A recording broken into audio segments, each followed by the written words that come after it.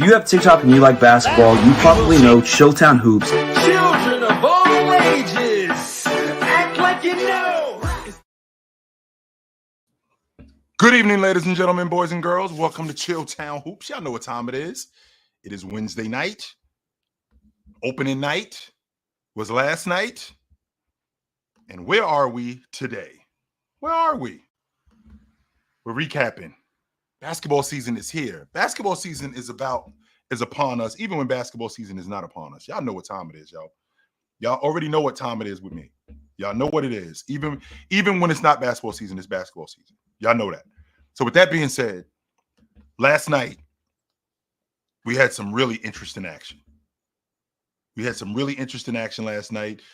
I think that there's going to be a lot of overreaction for what happened last night. And I get that, considering the offseason moves that the New York Knicks made, considering the offseason moves that the Minnesota Timberwolves made. Of course, we're gonna have the reactions, right? We're gonna have the reactions that we have. But I want to start this conversation tonight with what I saw with the Boston Celtics. And what I saw from the Boston Celtics is I saw a focused group. That's what I saw. I saw a group that had a New York Knicks team in front of them that they wanted to impose their will on. And what is their will? We shoot the long ball. There's no misunderstanding about what we do. None whatsoever. Last season, we were the number one team in the league in attempts. We were the number one team in the league in makes. We were the number one team in the league in percentage. This is who we are. There is no mystery about who the Boston Celtics are. This is what we do. And we do this early and often. And on top of shooting the long ball, we're going to defend and we're going to rebound. We're going to speed the game up because of our defense. And we're speeding the game up because of our defense. That's how we're going to generate more offense on top of us being able to shoot the long ball in the half court. We're one of the best. This is the Boston Celtics. We're one of the best. We're one of the best defensive teams in the league off the strength of our versatility. We're a very switch-heavy team. With us being a very switch-heavy team, we have multiple guys who can guard at multiple positions. That makes us even more fierce. And on top of that, we stay active on the perimeter. Hands stay busy. Feet keep moving. We keep guys in front of us. And when one of us falters, the other one is there to help. Last night was a prime example of that. Then on top of that, when we get on the offensive end, the ball moves. We don't have many ball stoppers. And I want to get to the bottom of this. I want to get to the bottom of this ball stopper logic. Because all scorers are ball stoppers. You know, Jordan was a ball stopper. Kevin Durant is a ball stopper. Bryant is a ball stopper. Jabbar was a ball stopper.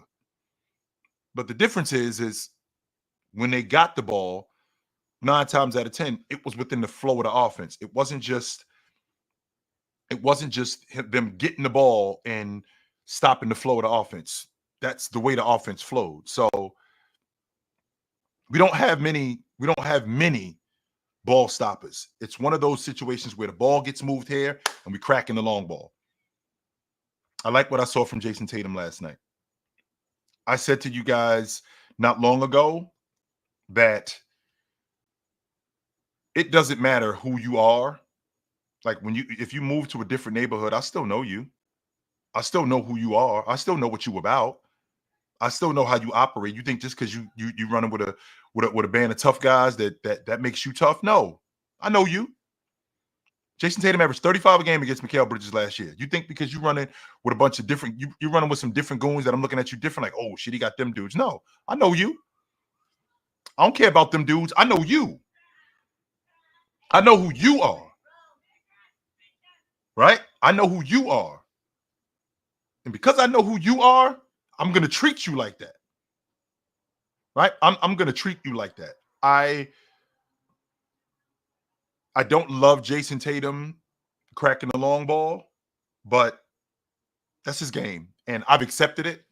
And I'm comfortable with the 3 for 9 nights. I'm comfortable with the 4 for 11 nights. at the long ball line. I'm comfortable with that because I'm gonna get more of those than I get 8 for 11 at the long ball line. I'm gonna get more of those than I'm gonna get 14 for 18 from the floor. I'm gonna get more of those than I'm gonna get 98% true shooting. Yeah, I'm gonna get more of those nights, and I'm comfortable with that. And the reason why I'm comfortable with that is off the strength of him being able to do the other stuff. I watched him navigate last night, and I was very impressed. Very impressed with how he surveyed the floor and how he made plays. And with him making plays, he just made them so much better. Firing the ball, having the ball on the wing, and letting plays develop, like seeing Cornette underneath the basket. I thought that was a big deal. I thought that was a huge deal. Watching Drew Holiday pin Jalen Brunson underneath the basket and getting him the ball, and Drew Holiday now being able to foul, not Drew Holiday, Jalen Brunson having to foul him, and Jason Tatum waiting for the right time to get him the ball instead of just rushing. 2 years ago, he didn't navigate that. 2 years ago, he couldn't do that. He's doing that now. He's doing that now. And they have that kind of team where it's a floodgate. Like once one of them gets going, it's almost like they all get going. And when one of them isn't doing something, the other one picks up that. Now, I want to make clear that I want to make clear that as good as the Celtics are as a collection, one of the main reasons why they're as good as a collection, because the guys that they have on the crew do their job. And with a guy like Jason Tatum, who is as good as he is at doing his job, he makes them go. I think he's more comfortable in his role. I think he's better at his role now because that monkey is off his back of winning the NBA championship. Now we just got to go out and rock. That's it. I already know who Drew Holiday is. I already know who Drew Holiday is. I already know who Derek White is. And these guys go as Jason Tatum goes. I think he's the tone setter for that crew. And that's what happened last night when he cracked the long ball, the first play of the game. Okay, this is what we're doing. And this is how we're doing it. Now, to their credit, the Boston Celtics are a very switch-heavy team. Now, the Knicks could have taken advantage of that because they were able to get some mismatches. They were able to get Drew Holiday on to Cat on the box. They were able to switch Drew Holiday on the Cat on the box. That did happen. Right? They were able to switch Drew Holiday to Cat on the box. That's a mismatch. You have to take advantage of those mismatches. They were able to get Al Horford switched on to Jalen Brunson on the wing. That's a mismatch. You have to go after that. They just don't have the personnel to take advantage of those. They don't have the personnel to take advantage of those mismatches. And because they don't have the personnel to take advantage of those mismatches, this is a very bad matchup for them. I don't know if it was me. Maybe I'm the one bugging out. What up, Berto? How you doing, brother? Maybe I'm the one that's seeing it wrong. But when I watched last night, OG Anunoby, he looked slow. He didn't look athletic like he normally does. He didn't look like the thoroughbred. He didn't look like that. He looked slow. He looked unsure, and because of that, I feel like that kind of threw a monkey wrench in a lot of what the Celtics, the Knicks could do. And because of that, they faltered. They weren't able to get the shots that they could get. They weren't able to get downhill and collapse the defense for kickouts. No. I do think that having Cat, I think this Knicks team is going to be better. I'm not in the. I may be in the minority. I may be in the minority when I say that the Knicks are a damn good team. After what everybody saw last night, they are a good team. That's just a bad matchup for the Celtics. That's just a bad matchup for the Knicks playing the Celtics because you don't have the personnel consistently to compete with that.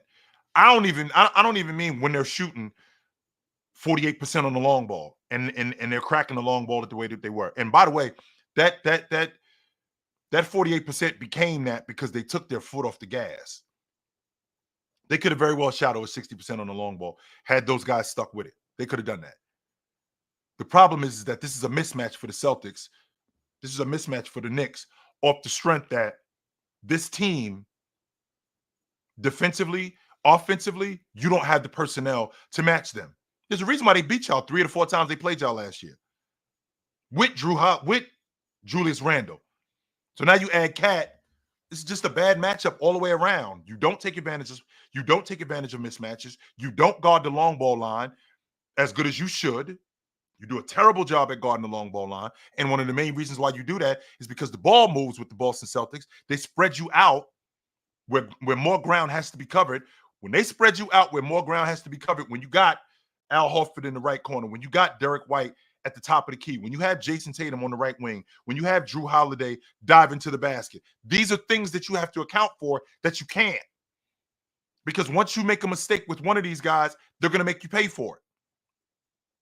And the thing about the Celtics that I marvel when it comes to great teams, they make you play the way that they play.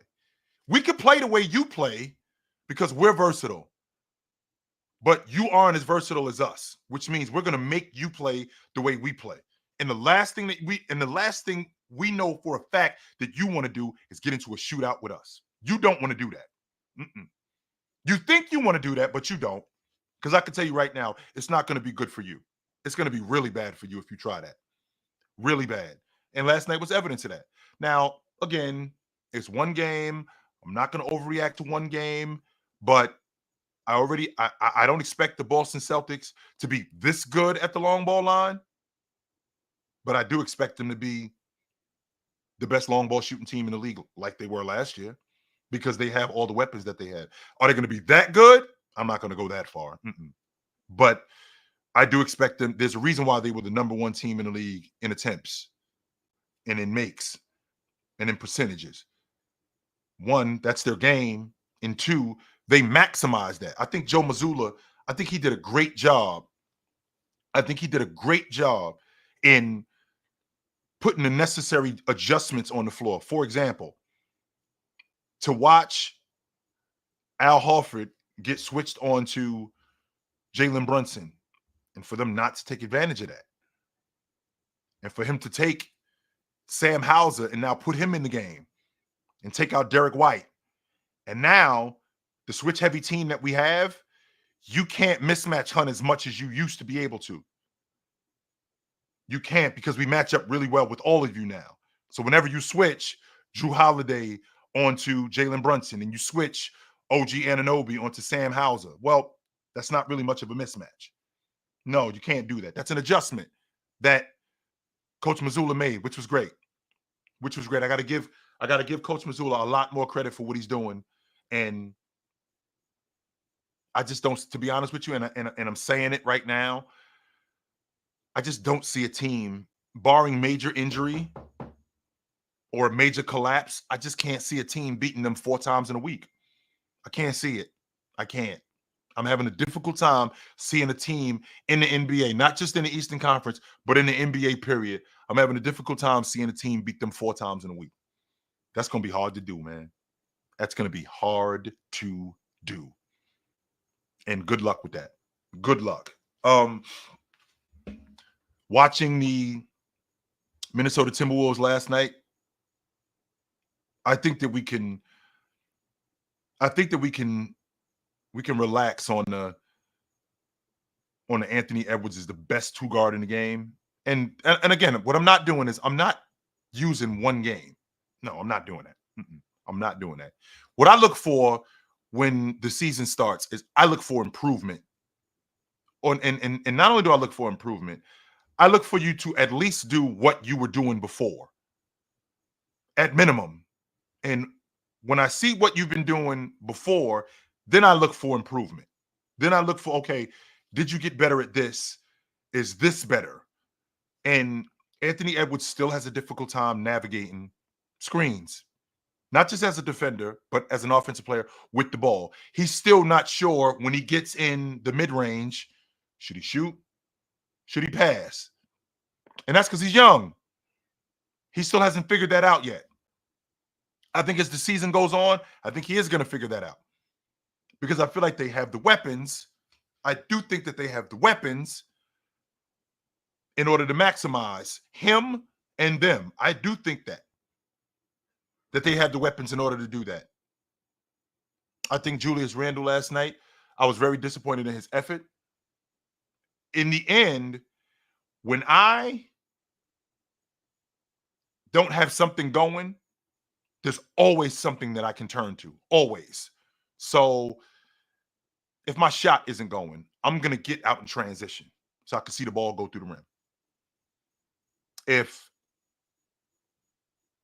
as a defender, I'm going to get on the glass, I'm going to do something to involve myself in the game. My game can't just be predicated on me making shots. It can't be. Julius Randle looked lost last night in that Minnesota Timberwolves offense. He looked unsure about who he was and about what he was doing in that offense. And because of that, they look bad. And this has been their problem. This is who the Minnesota Timberwolves were last year. Dallas took advantage of that. And here we are today. And again, don't get me wrong, I got the Minnesota Timberwolves as the best team in the Western Conference. I do. At the end of the season, I got them at the top of the West.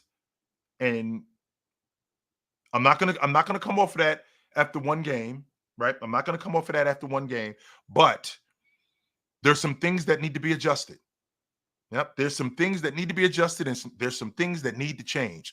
And one of the things that needs to change is Mike Conley and Anthony Edwards as both ball handlers, not Mike Conley, I take that back. Anthony Edwards as a ball handler. And within that offense of Rudy Gobert being able to screen and being able to dive, he needs to be able to navigate that. I'm still seeing Rudy Gobert having small guys on him dive into the basket, and he's open at the rim and he's not getting the ball. I'm not saying that we got to go to Rudy Gobert to dump the ball in him in the post so he can go to work on a guy like you dump the ball into Anthony Davis, or you dump the ball into DeMarcus Cousins, or you dump the ball into LaMarcus Aldridge like they used to do that. No, I'm not saying that. But what I am saying is that when Rudy Gobert dives to the basket and he's around the rim and he's doing this and there's nobody around him, I'm thinking about great league guards like Magic, like Stockton. He's open. Get him the ball, man. He's open. Get him the basketball. He's really good around the rim. He is really good around the rim. Yes, he's going to fumble passes, but you know what? All big men do. Even the ones with great hands fumble passes. Shaq would fumble the ball. Shaq would definitely fumble the ball. Yes, he would. Ewing would fumble the ball. Olajuwon would fumble the ball. And they had great hands. When you are diving, when you dive into the basket, which is what Rudy Gobert does, he's one of the best screeners in the game. He'll get a body on a guy. Anthony Edwards, his ability to navigate and be patient and watch and see Rudy Gobert dive into the basket and give him time to get there. And once he gets there, Malone was great at that. Karl Malone was great at that, where he would get on the block and Stockton would cut to the basket and he would wait. And Stockton would hold at the rim while the defense relaxed. Bam. That's a skill. And I'm watching Anthony Edwards and he won't wait. He'll immediately just go instead of waiting. Because a lot of times the defense isn't even looking at Anthony. Defense isn't even looking at Rudy Gobert. He's open. He's wide open. And as a guard who can pass, I should be able to get him the basketball. I should be able to get him the basketball. And because I'm not, I think that they would be much, because I'm not, that's a detriment to us. Because if I was, I said this last year, if I was, we would be so much better. So much better. Again, I am not suggesting that you throw the ball into Rudy and he goes one-on-one. No, that's not his game. That's not Rudy Gobert's game. Rudy Gobert is a defender who's good around the rim. He's a defender who is damn good around the rim. That's one of the things I love about him. That's one of the things I absolutely adore about Rudy Gobert. Because if I get him the ball around the rim more times than not, he's going to finish. More times than not, he's going to finish. So, with that being said, that's something that I see. That's something that needs to improve with Anthony Edwards throughout the course of this season. That's something that needs to improve with a lot of these guys. Where I see the big fella, he's open around the basket, get him the ball. Get him the basketball. So I do concern myself with I don't concern myself with the floor spacing. I don't. And the reason why I don't concern myself with the floor spacing is because I think the word spacing, it's a buzzword that people use that I don't think that they understand what it is. So Julius Randle, who looked at a sorts last night, once he gets figured out how to operate and how to navigate within this Minnesota offense, his ability to get downhill, not just his ability to get downhill, his ability to score in the mid post and in the mid range. That's gonna occupy more space, and with it occupying more space, it's gonna create more space for other people. What I mean when I say it's gonna occupy more space, when him now being able to score at the mid range, now what you're not gonna do as a coach, you're not gonna leave Julius Randle one-on-one with whomever is covering him, especially if he's able to get downhill. The defense is gonna collapse. With the defense collapsing, that big fella coming up to help. Now you got Rudy Gobert in the dunker spot. Now you have DiVincenzo at the wing. Now you have Alexander Walker on the other wing. Now you have Mike Conley at the top of the key. You have these options because the defense has collapsed. Because the defense has collapsed, now these guys get better shots. And that enhances your offense. I thought Coach Finch made a mistake last night, taking Rudy out of the game in the middle of the third. I thought Rudy had done a really good job on Anthony Davis up until that point. Contrary to popular belief, going into the fourth quarter, Anthony Davis had 25 points. Yep, he had 25 points. He was 8 for 20 from the floor. That's including free throws. Of those 25 points, I think almost 12 of them were free throws. He was doing a good job on him. But then in the middle of the third, Coach Finch ends up taking out Rudy Gobert. Well, then when he takes him out, Anthony Davis gets going. When a guy's water gets turned back on, it's hard to turn it off, man. It is. The idea, when Anthony Davis goes out, Rudy goes out. When Anthony Davis comes back on the floor, Rudy will be back on the floor. That's my matchup. I'm out here to slow him down and slow him down specifically. That's what I'm out here to do. I'm out here to deal with him and him alone. Nobody else. Nope. I'm out here to deal with him and him only. Don't get me wrong. I'm out here to protect the rim. I'm out here to rebound. He had 14 rebounds last night. And I think Rudy's one of the better rebounders in the league. In traffic, wide open. A lot of his stuff is not empty. But I think Coach made a mistake last night. I think he made a mistake last night taking Rudy off the floor when Anthony Davis had it going. When Anthony Davis was back on the floor. I think he made a mistake with that. I don't think I would have taken him out. I would not have taken him out. The Lakers, I keep hearing JJ Redick's schemes offensively, which I think are really good, but I think we got to respect his coaching staff. You know, Nate McMillan's a damn good coach. Damn good coach. Scott Brooks is a damn good coach.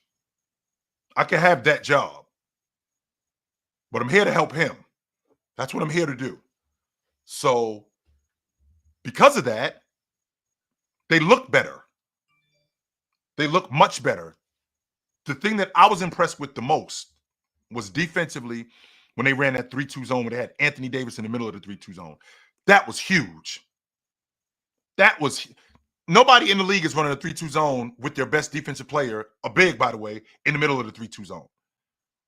Because now what you do is you cut off angles on the perimeter when you go that big. You cut off angles on the perimeter, and not only do you cut off angles on the perimeter, you make it difficult to see the rim, and you make it difficult to see guys around the rim. Now, the counter to that is if you got a guy who can make plays.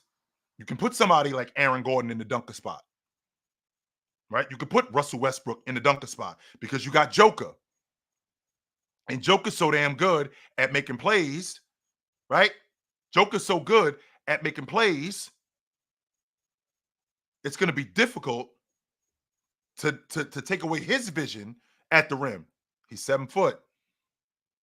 He can see the floor. But with Minnesota, with your primary ball handler and Mike Conley, and then your secondary ball handler and Anthony Edwards and Randall, nobody's around the rim. So what they've done is they've pushed you further away from the basket. You already aren't a good jump shooting team as it is, even though I think you will be. But that's going to be predicated on you getting to the rim because that's going to soften up zones. But you can't do that. And the reason why you can't do that is because you can't see over the zone. You can't make plays because their big man covers so much ground in the middle of that zone. Now the wings, they can cover more space because I got this big man in the middle of a 3. Usually teams play 2-3 zone, but I got this big man in the middle of the 3-2 zone. And this big man is extremely mobile. To be honest with you, I love what I saw from James last night. I love what I saw from James last night from the aspect of him letting these guys be more of ball handlers, letting D'Angelo Russell be more of a ball handler, letting Austin Reeves make more plays, letting Anthony Davis operate a lot in the mid-range by himself. I love that. And he knows when, because I'm still good enough that I can get the ball and I can navigate this. And I can take it, and I can take control of the offense. I'm still good enough. But it's important that while I'm here, I got to let my crew rock. I think that brings a lot of confidence to this crew. I still dig this Minnesota team. I do. I still dig this Minnesota team. I think that they got some work to do. I think they got a really competent coach who's going to do some tweaking, and he's going to make this offense a little different. In the process of him making that offense different and enhancing these guys more, I like what I see from. I do. I like the direction. I like the direction that Minnesota is going in. I'm not fazed by what I saw last night. I'm not as shook as I am with what I saw with the Knicks. I'm not. Not at all. There was a monumental moment last night, and that was for the first time in league history, a father-son duo on the floor. And there's some people who aren't appreciative of how this whole thing transpired, but I am. I hear the word nepotism, and for lack of a better term, you kiss my black ass. I'm a fan of nepotism. If I am in a position to get my family on, I'm doing it. There's no way I'm not doing it. And if you lined up 100 guys and you ask them, you line up 100 guys and you ask them, yo, if you had an opportunity to play with your boy, would you have done it? Dominique Wilkins got a kid. His son is around 17 or so. And I bet you, if you ask Dominique Wilkins if he could rewind the clock back to when he was 37 or 38 and his boy is 18, 19 years old and he's good enough and he could get him in the league and get him on the team with him, would he do it? Hell yes. Hell yes, he would do it. Why am I not doing that? My question is why am I not putting my people on? Why? I don't subscribe to this. I don't subscribe to the logic of nepotism being a bad thing. Yo, people have advanced off of nepotism for decades. You have a family business, you're a carpenter. I'm a lawyer.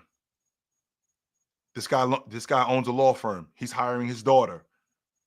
He's hiring his granddaughter. He's hiring his son.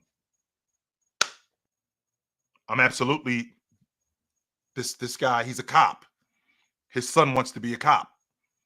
And the first thing I got to find out is how serious are you about this? Because I don't think this is a gimmick. Don't forget, Bronny James almost lost his life. So for him to get back up and get back on the saddle and go, yo, I want to do this. That tells me how serious he is about this. That tells me how serious he is about being a ball player. He could have quit right there. And you know what? It's not about bread. It's not about the money. We got plenty of that. I can go get a job and I can let you be the legacy for our family in terms of a ball player. I don't have to do that.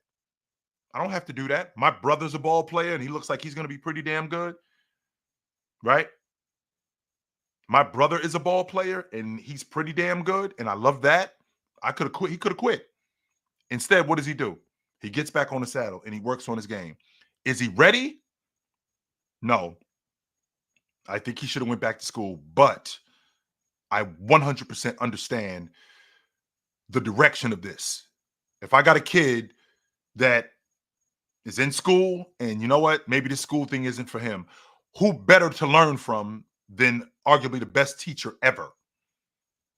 Who better to learn than from his father? That's me. Why am I not doing that? Why am I not doing that? I'm not doing that. I'm 100% putting them on. So I thought it was a monumental moment last night. I thought it was really cool. I had a vision watching these guys as I saw 2009 in Dallas during the All-Star game. I'm watching James kick the ball around and play with his 5-year-old son at that point. Now to see these two on the floor, I thought that was phenomenal. I did. I just thought it was great. It was a great moment to see. But I don't subscribe. I don't subscribe to logic like this. I don't. I do not subscribe to logic like this. I don't. I wish I could say I subscribe to logic like this, but I don't. And the reason why I don't subscribe to logic like that is because, one, there's no guarantee that he's going to continue. He played, first and foremost, he played 2.5 minutes last night. 2.5. That's it. How much is he going to play during the season? We don't know. We don't know. We don't know. But I don't subscribe to that, yo, he's in a position of privilege. No, he isn't. He's not only in a position of privilege. He earned the right to be here. Just so we clear, his pops could have been like, nope, go back to school. His father could have very well said, go back to school. Nope. Mm-mm. And if his father would have told him to go back to school, he'd have went back to school. I'm not on the fence about that. I'm not thinking maybe. I'm not thinking possibly. If his father would have said, yo, you ain't ready, go back to school, he would have went back to school. He 100% would have went back to school. He earned the right to be here. There is some privilege in it because he does have an advantage. Yo, my father is in the NBA, but I had to earn his trust because, again, this is off the strength. This is off the strength of him. This is off the strength of him. He's the one who is vouching for me. He's the one vouching for me. So I have to prove that I do belong. I do have to prove that. So I thought it was a great moment last night. And I don't think I'm gonna see that again in my lifetime. I'm happy that I was able to see it. I'm happy that I was able to see it this time because I don't think I'm gonna see anything like that again in my lifetime. But we got more going on tonight though. What up? What's up, yo? We'll talk about the Wolves real quick. I don't think we're gonna get like a real good look at them until like probably the 20th game. Like I feel like it's gonna take a bit of while for them to get, gelled together. I do feel like that Julius Randle should come off the bench just so he can get his feet under himself again. He's been out for like 9 months, I think now, or something like that. When did he get injured? January, February? Mm-hmm. Yeah. So that's a long time. I think he needs to come off the bench. It was February because he got voted onto the All-Star game, so he was still playing at that time. Right, and he had to rehab in the summertime, so he hasn't really had like a lot of opportunity to really play. That shoulder injury was serious. That was a serious shoulder injury. Sure. Like it was a season. It was season ending. He had a dislocated shoulder. Yep, he had a dislocated shoulder. That's crazy. Yep. Yeah, I think Nas Reed should just start because I need Julius Randle to want to run with the bench unit just so he can get his feet under himself. I'm hearing a lot about Anthony Edwards, like he's not making like the right passes. And first time watching the game, like I could see that, but I watched the game twice, and I've seen Ant break open looks 13 times, and he's You on. seen him what open looks? I've seen him create open looks for guys 13 times. Right. Specifically Mike Conley, and he's just bricking them. Yeah, they got to make shots. 100%. They missed a lot of shots last night. Yes, they And the did. thing is, it looks bad on Anthony Edwards, like specifically in the stat sheet. I don't care about the stat sheet, but it looks bad for him because it seems like he's just not like he's not a good playmaker, like he's not a good passer when he's actually passing it to open guys, and they're just missing. And the thing with Ant is that like I've realized that when his teammates are missing and he's like actually like passing the ball to them wide open, he's gonna play hero ball. That's 100% what he's gonna do. He's gonna play hero ball when his teammates can't shoot. It's more so like in that Kobe mode, where Kobe used to do that, when his And teammates. it looks bad. It does. It looks bad because your offense is Right. already stagnant as it is. Right. So your offense is already stagnant as it is. So what's the remedy for that? I got to keep trusting my guys. I cannot I cannot not go to them. I can't stop. I can't just stop going to these guys because that's a bad recipe. As good as Anthony Edwards is as good as Anthony Edwards is as a scorer, if I throw these guys at a rhythm where DiVincenzo doesn't touch the ball for 3-4 trips, if Mike Conley isn't getting in rhythm, especially if I'm able to see him open, I'm going to get my offense at a rhythm. So he's got to continue to make those reads. And I'm going to put that onus on you guys to make shots. Just like you're going to put that onus on me when I have the ball and I'm getting downhill, which I watched last night. He gets downhill and he stops he stops right at the free throw line. He had a shot and he ended up passing it to Alexander Walker. I'm watching him going, that's a shot. But that's a read that he has to understand that I don't think he does yet. Yeah. So as time goes on, he will. I think his real ascension is going to come like 2 years from now or a year from now because he's been playing ball for like 2 years straight. He played a FIBA last year, barely had a break, and then off of this deep run, he played the Olympics this year. So he hasn't really had the time to like specifically like just sit down with himself for like a full summer by himself to just get these skills worked out. I think he'll be better. I think his real strength. I think his real strength is gonna come in the next couple of years. Well, that part I won't argue, but to be able to play with better competition, like what happened over the summer, that's where picking other guys' brains come in. It's okay to ask questions. That's right. I watched Kobe Bryant ask Gary Payton, "Yo, how do you beat guys to spots?" I watched him ask Jordan, "Hey, how do you what kind of balance do you have on your turnaround?" It's okay to ask questions. It's okay to ask Drew Holiday, "Drew, what is your anticipation when a guy has the ball in his left hand?" It's a right to ask questions. That's how you learn. How else you gonna learn? Facts. There's no other way. There's no better way to learn except when I should take advantage of being around these dudes and understanding what these dudes are. Hell yes. In game is the best practice for sure. Yeah, 100%. So, all right, Marcus, good to talk to you, brother. Breezy, what is? Oh man, I'm the villain. Definitely the villain. Mm-hmm. I just want to say we ain't chilling today. We not. Yo, shout to your Celtics, man. Came up on a parlay, real sweet versus the Knicks yesterday. You know what I'm saying? So them losing got me money. So it brings joy to my net fan spirit. Also, again, like I said, I'm the villain. I'm hoping that the Bucks and the Knicks have bad seasons so we could get good draft picks. But to your point, and I'm glad you had opposing ideas and Big Ox had opposing ideas with this whole LeBron and Bronny thing to Pinsar or Pins, no disrespect to him, but America been built on nepotism. You know what I mean? To the extent where your last name is what the family business was. If you was a carpenter, your last name was Carpenter because your family come from carpenters. And and so on and so forth. So I'm glad that y'all cooked Pensar on that, and he deserved every bit of it. And if he feels some type of way, I'll cook him. Now, on that note, this gruntleness come from the other day from a preseason game where he said the Toronto Raptors stomped the Nets. I said, the audacity of this guy. It's only a preseason game and he's talking crazy.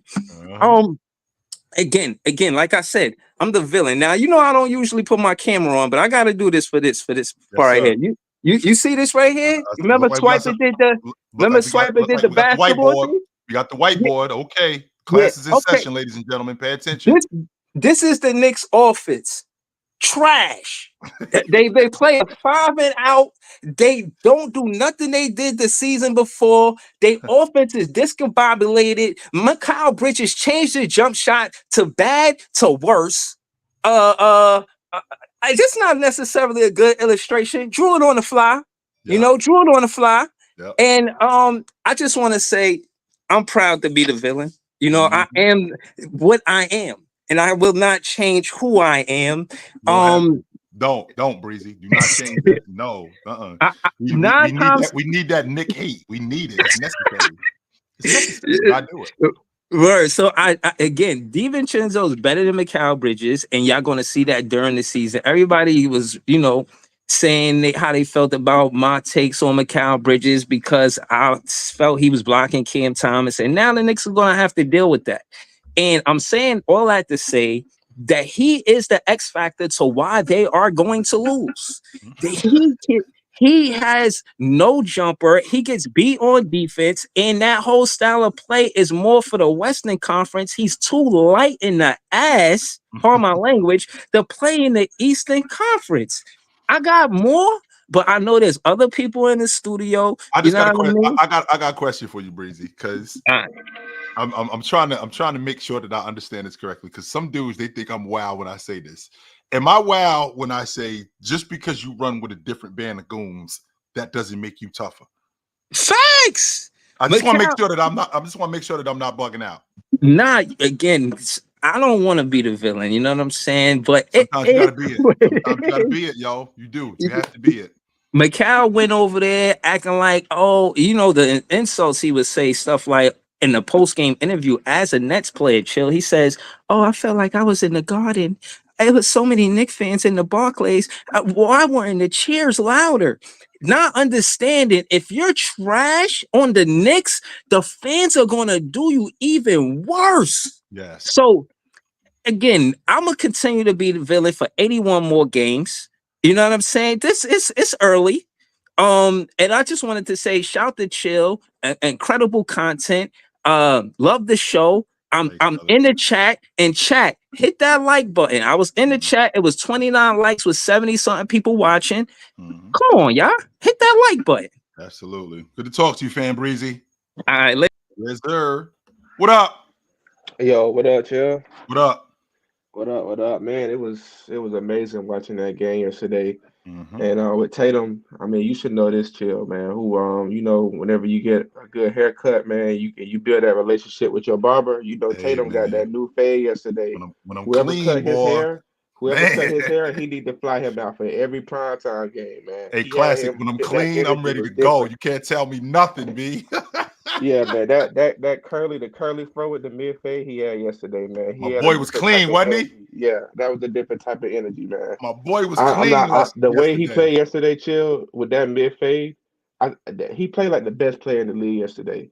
The way he was able to with the shooting for one, but the way he was able to ball handle and his passing looked like it was up there with Luka and Jokic yesterday.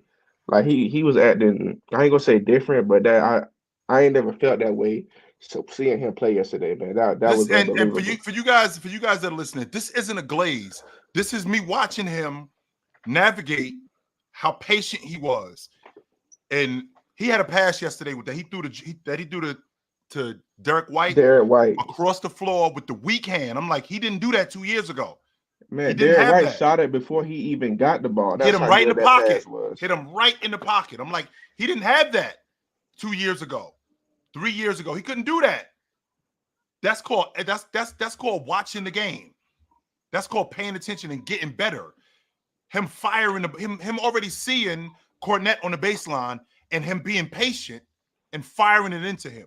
Yeah, that pass to Cornette was beautiful too, man. I'm telling you, he was playing different yesterday, and we've seen Can this we get a before, but this let me was ask you a amazing question, Classic. yesterday. Can we get a 6-7 assist season out of him this year? That 6, 7 assists, that's kind of low. I think he can get like 9 or 10 You think he easy. could be a double-digit assist guy this year? Yeah, for sure. If though because he was bringing the ball up a lot yesterday, Yes, he especially was. in the first half, and he like I said, he's a great ball handler. Mm-hmm. And for me, Chill, like whenever he's making his shots, I feel like he plays better. Cause it's like with Tatum, I feel like it's in his head, and when he's making his shots, I Yep. feel like that's when he starts playing a lot better. So I think he can definitely get like 9 or 10 assists this year. And then I'm going on the under. I'm gonna go 6. I'm so I'm yeah, I'm that's too low. That's I'm way I'm, too I'm low. looking at 29. I'm looking at 29, 9, and 6 this year. That's his stat line. 29, 9 rebounds, and 6 assists. Yes, that's what I'm looking at this year. And I think Okay. I think the Celtics win anywhere between 65 to 70 games. I said that before last night. I'm thinking 29, 9, and 6. Yeah, I think that the assists is too low. I definitely think he can do more on the assists. And then like you guys were talking about it today, Chill, but I mean I'm getting bigger on Derek White, man. I actually think he's up there with Ginobili on Ginobili's level. The Mm. way he's able to shoot, the way he's able to play defense, the decisions that he make. And I honestly think, Chill, he kind of reminds me of Harden in OKC. And I think that if you put Derek White on a team and he led, like he was able to lead that team, I think Derek White could put up 20 and like a high assist on a playoff team. I think that's how good Derek White is. I think the thing about Derek White that I enjoy is that he doesn't play outside of himself. He does what he knows how to do. Period. You don't see him doing anything extracurricular. Nothing. If he's open, he shoots. If you crowd him, he drives to the basket. There's nothing that he does outside of himself. He doesn't do anything detrimental to the unit. As a defender, he doesn't take many chances. The chances that he takes, he knows, okay, I can take this chance. He's not going to get beat like bad. He's going to get on the glass. I appreciate players who play within themselves as opposed to players who play outside of themselves and become a detriment to the unit. I don't like that. Right. And like Paul Pierce said, he plays every part of the game. Like he never stops playing basketball. Whenever a shot goes up, he's crashing the glass trying to get offensive rebounds. So I love the way he played. And but in regards to the Knicks, I thought the Celtics made a conscious effort to get on the offensive glass last night too. I do. yeah. And then you were saying that earlier, like I don't think you have to play the Celtics game to beat them. Cat, he looked good in the post yesterday, and I think they got away from that too early because the Celtics was making so many threes. But I Mm-hmm. think Mazzulla says it all the time, like teams are gonna go on runs. I Yep. feel like if you just play your game, if you just keep playing your game, eventually they're gonna stop making shots and then you're gonna get hot. So I think you should just keep playing like that. Like the Lakers, they won the game last night and they only made like 5 threes. So you Mm-hmm. don't have to make a lot of threes to win the game. If you just play good offense that your team can play, like if you maximize what your team does best, you're gonna lose some, but you're gonna win more games that way instead of trying to play the way the other team wants you to play. And Well, like the I said, difference. I think that Cat should have stayed in the post because he was looking good in the post yesterday. Even though Drew Holiday was guarding him, Bad. he was Mhm. getting busy in the post, I thought. But I think the detriment to that one, if you look at the Celtics, the way that they play in terms of making threes, they bombard you with them. Like a team like Minnesota, the Lakers didn't have to play outside of that because Minnesota is not that good offensively. So they didn't have to worry about a team like them. They can continue to play that game. If I think about what the Celtics do, they could throw you in a hole 10, 15 in a hole. And you don't have the luxury of just continuously trying to just do what you do. You don't have the luxury because that 15 could turn into 22, which could turn into 25, just like that. The way that they shoot the long ball.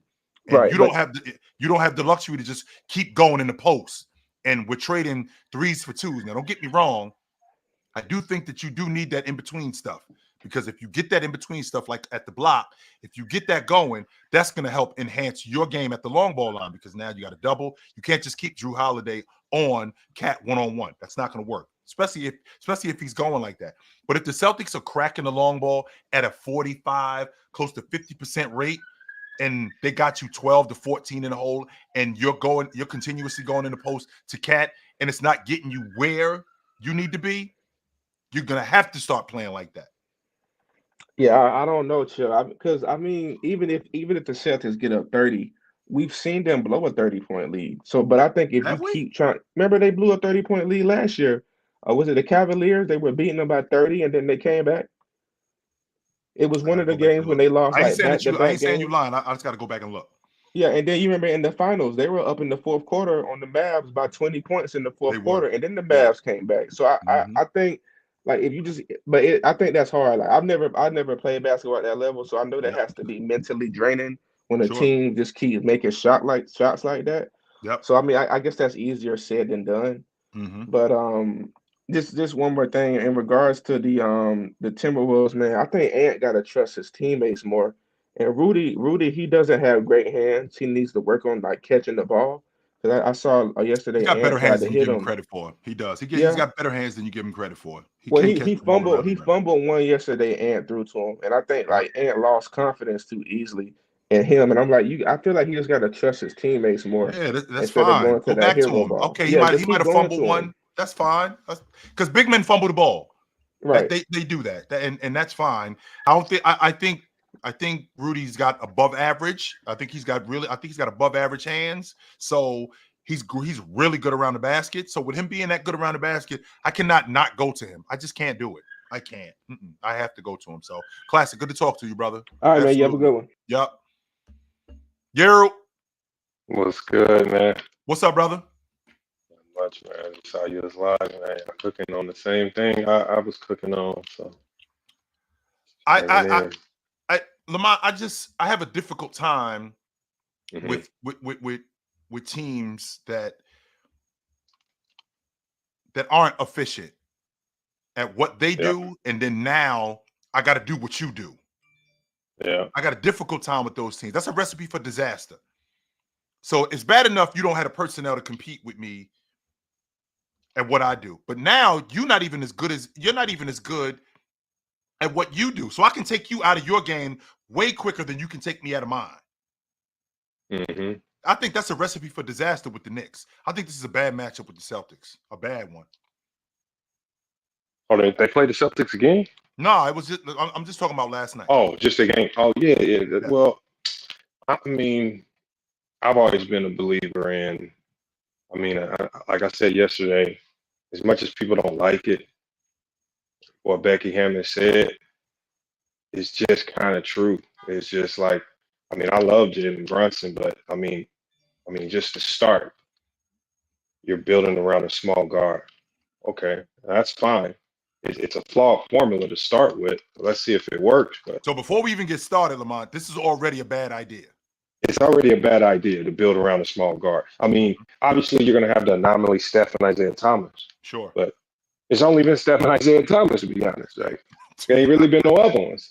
You know what I'm saying? It's like, and unless you're telling me Brunson's the next Steph or Isaiah Thomas, I mean, we shouldn't be building around this guy. No. I think the formula's flawed, and I think, Bad idea, yo. yeah, I just think you start tinkering with stuff Mm-hmm. like the Karl Anthony Towns concept, like analytically, it looks great. Like some nerd in the analytic room saw what he could do from the 3-point line and was like, yeah, we would be unstoppable. But what you don't account for is the heart, the grit, the grind that Julius Randle just brings, his ability to change games with just his energy alone, his connection with the fans, connection with the team.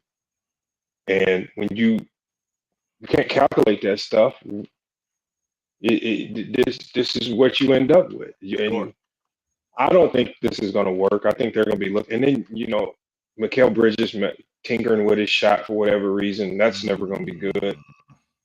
I've never been a significant believer in OG. He's good, but I mean, he's just a really, really good role player. Like, so I mean, the Knicks. I hear a lot Lamont, I hear a lot of people talk about OG like he's a connector. He's one of the better defenders in the game, which he was an all-league defender, and I won't argue that. No question about that. But yesterday he looked slow, and I think that injury, I don't think that it's gone completely. I think that it still has hampered him.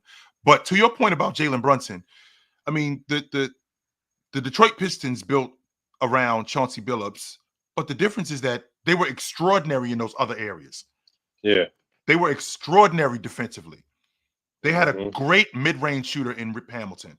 They had great defense. Do the Knicks do anything else extraordinary?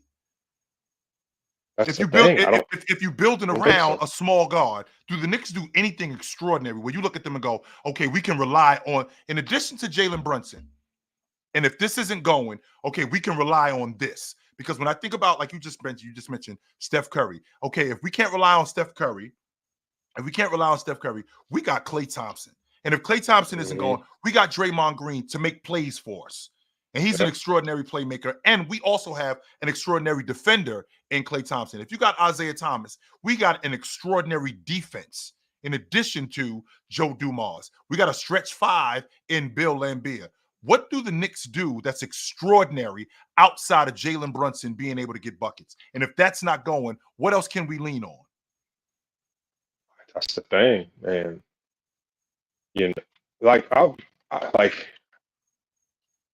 my thing is, I forgot who I was talking to when I said it, but I was like, I'm always gonna feel like I have a chance when your best player is small because now he's human. I can defend that. I can figure out ways to defend that, bundle him up, make life hard for him. And so I just think it's just a horrible formula to start with Jalen Brunson. I never thought about that, Lamont. It's interesting you mentioned. I never thought about it like that. Like we were just playing the number 14 D2 team in the country, but their best player is a 5'9" guard. And I told my team before the game started, we got a shot because their best player is 5'9". Yeah, he's small. We can defend that. If he's 7 feet tall, we absolutely have no answer for that. But what happened with the game? We were able to bundle them up. We made life hard on them. We win the game. Yep. And so it's just because he isn't as versatile. Because he's 5'9", he can't go to the block. Like he's not shooting over the top of guy. Don't get me wrong. Isaiah Thomas, when he was with the Celtics, he was extraordinary. But they also did extraordinary things. They were a damn good defensive team, right? So it wasn't just him getting buckets, right? So when you got a guy like to your point, Coach, when you're going up against a 5'9" guy, what is he doing extraordinary outside of being a bucket getter? Is he outside of being a scorer? Is he a great distributor? Does he have other guys that he runs with that are awesome like that? I mean, can he get you versatile buckets on the block? If he can't, at the end of the day, he's just a little dude. And we can handle that as opposed to him being 6'8" or 6'7". Well, now we got a different problem, a way different problem. That's fair. And I don't think anybody fears the Knicks. Like, nobody's going to fear you with a miniature guard as your best player. Like, you have no fear factor.